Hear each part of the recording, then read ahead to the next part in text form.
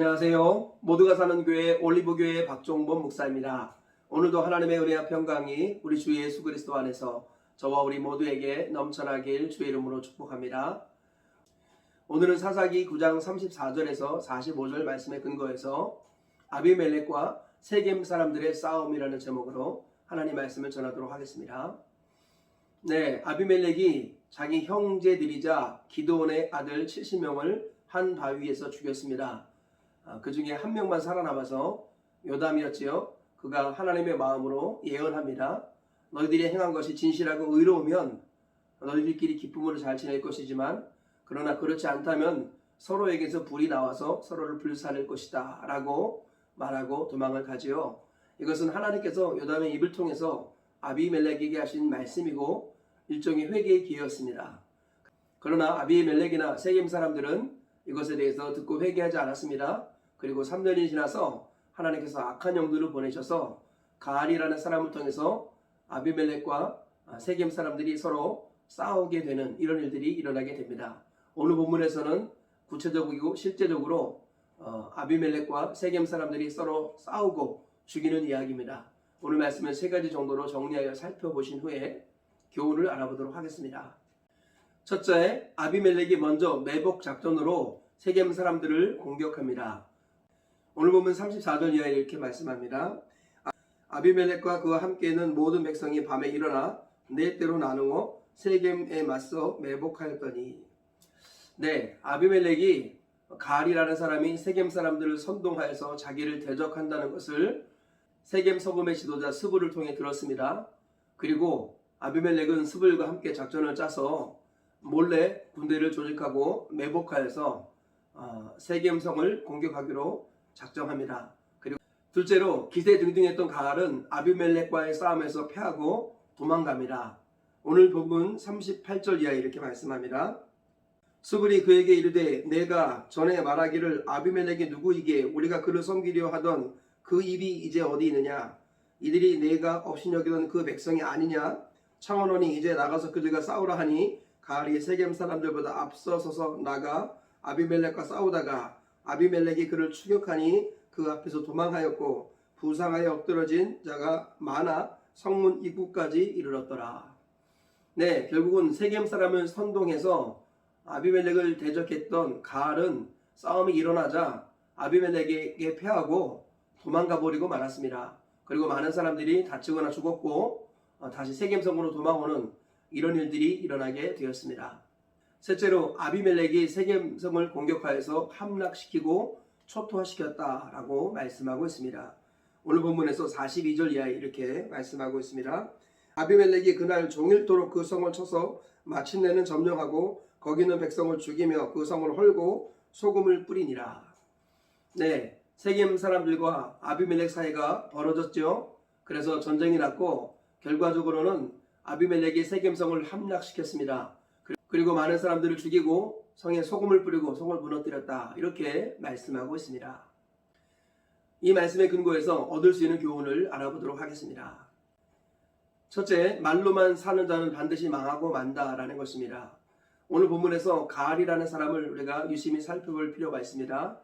가알이라는 사람은 어떤 배경에서 살아온 사람인지는 잘 알 수 없지만 아비멜렉에 대해서 불만을 품고 있었습니다. 그리고 부유했던 사람이었습니다. 그가 잔치를 배설하고 많은 사람들을 모아서 그들의 마음을 아비멜렉에게서 도둑질합니다. 그리고 아비멜렉의 실수와 잘못한 것들을 폭로하면서 세겜 사람들의 마음을 도둑질합니다. 아비멜렉과 세겜 사람들 사이에 이간질을 시키는 사람이 바로 가알이었습니다. 그러면서 그는 말하기를 아비멜렉아 군대를 가지고 내게 와라. 내가 너와 단판을 벌이겠다. 내가 이런 식으로 호언장담하기도 했습니다.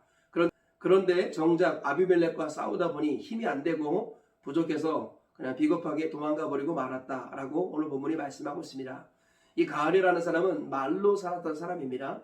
말로 아비멜렉을 대적하고 말로 아비멜렉과 세겜 사람들을 이간질시키는 그런 일들을 저질렀습니다. 그리고 말로 내가 능히 아비멜렉을 이길 수 있다 이렇게 말하기까지 했습니다. 그러나 정작 싸움이 나니까 모든 것들은 다 불리하게 돌아가고 결국 도망가 버리고 말았다라고 본문을 말씀하고 있습니다.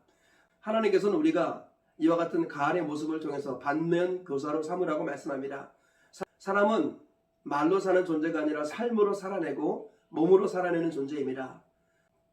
말이 많으면 허물을 면키 어려우나 입을 제어하는 자는 지혜가 있느니라. 성경은요, 입을 제어하는 자가 지혜가 있다고 말하고 말을 많이 하기 좋아하는 사람은 허물을 면키 어렵다고 말씀하고 있습니다. 그리고 그 말들에 대해서 반드시 심판을 받는다고 말씀합니다. 말세에 무슨 무익한 말을 하든지 이에 대해 신문을 받으리니 내 말로 의롭다함을 받고 내 말로 정죄함을 받으리라. 우리 주님은 말을 소중히 여기신다고 말씀하십니다. 우리가 했던 말로 인해서 우리를 정죄하시기도 하고 우리가 했던 말로 인해서 우리를 의롭다고도 하십니다. 우리가 마음으로 예수님을 믿고 입술로 예수님을 주로 시인할 때, 말할 때 하나님께서 우리를 하나님의 자녀로 삼아주신다고 말씀하고 있습니다. 너희 말이 내 귀에 들린 대로 내가 너희에게 행하리라. 우리 주님께서는 원망불평의 말을 쏟아낸 그대로 내가 너희에게 보복해 주겠다라고 말씀하십니다. 그래서 함부로 말했던 광야 이스라엘 백성들은 대다수가 멸망을 하고 말았습니다. 그러므로 하나님의 사람들은 언어를 조심해야 합니다. 말을 지혜로 믿음으로 해야 할 것입니다. 하나님이 보고 계신다는 마음을 가지고 말을 하시기 바랍니다. 하나님의 능력을 믿고 믿음으로 순종하며 말하시기 바랍니다. 여호수아와 갈렙처럼 하나님이 우리와 함께 하시면 그들은 우리의 밥이라 이렇게 외칠 수 있어야 합니다. 다윗처럼 너는 창과 칼과 방패로 내게 나오지만 나는 내가 모욕하는 만군의 주 여호와의 이름으로 내게 나오노라. 다윗이 골리앗에게 외쳤던 이 말을 우리가 기억해야겠습니다.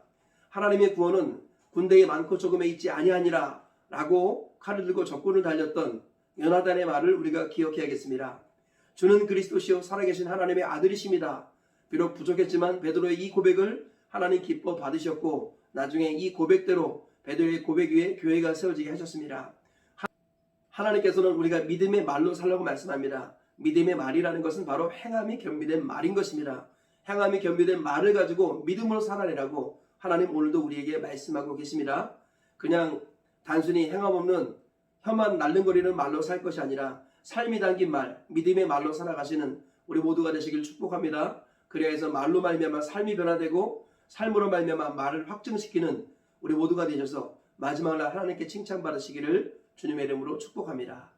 둘째로 하나님의 말씀은 다 그대로 이루어진다라는 것입니다. 하나님께서는 기드온의 막내 아들 요담이 살아남아서 그를 통해서 아비멜렉과 세겜 사람들에게 경고하셨습니다. 너에게 행한 것이 진실하고 의로우면 너희들이 기쁨으로 살겠지만 너희가 만약에 그렇지 아니하다면 서로에게서 불이 나와서 서로를 불살릴 것이다.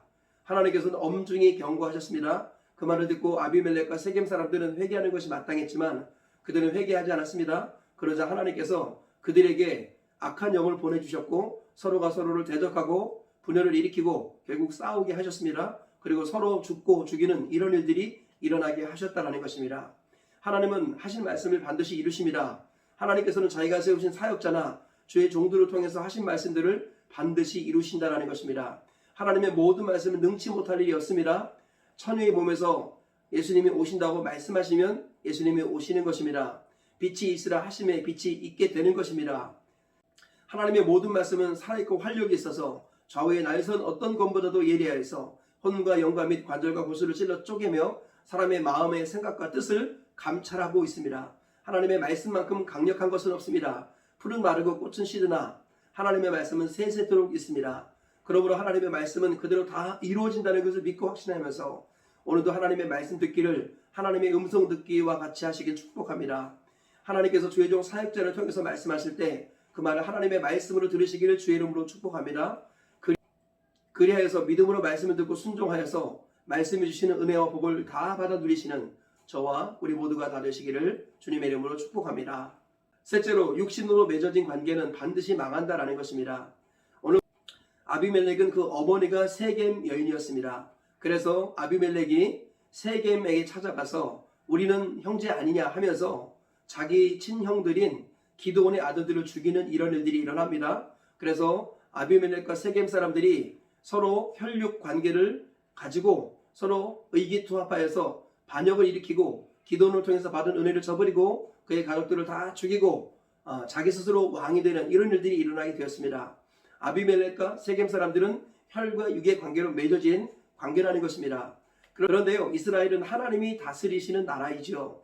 사사기에 왕이 없었던 이유는 바로 하나님이 왕이라는 것을 보여주기 위함인데 아비멜렉은 혈과 육의 관계를 힘으로 삼아서 스스로 왕이 되었던 사람이었습니다. 결국 어떻게 됩니까? 혈과 육은 하나님 나라와 상관이 없습니다. 썩을 것은 썩지 아니할 것을 유업으로 받을 수 없습니다. 육으로 난 것은 육이요 영으로 난 것은 영이니 내가 내게 거듭나야 하겠다는 말을 놀랍게 여기지 말라. 우리 주님께서는 하나님 나라는 거듭난 자 외에는 들어갈 수 없다고 말씀하고 있습니다. 거듭나지 아니한 혈과 육의 관계는 하나님과 상관이 없습니다. 영접하는 자 곧 그 이름을 믿는 자들에게는 하나님의 자녀가 되는 권세를 주셨으니 이는 혈통으로나 육적으로나 사람에게서 난 것이 아니요 오직 하나님에게로서 난 자들이니라. 우리 주님께서는 믿음을 가지고 살아갈 때 혈과 육의 한계를 뛰어넘고 하나님에게서 난 사람이 된다고 말씀합니다. 하나님께서는 혈과 육의 관계가 하나님 나라에서는 아무 쓸데가 없다고 말씀합니다. 그러므로 혈과 육으로 맺어진 이 관계가 영과 진리의 관계로 변화되지 않으면 반드시 망하게 되는 것입니다.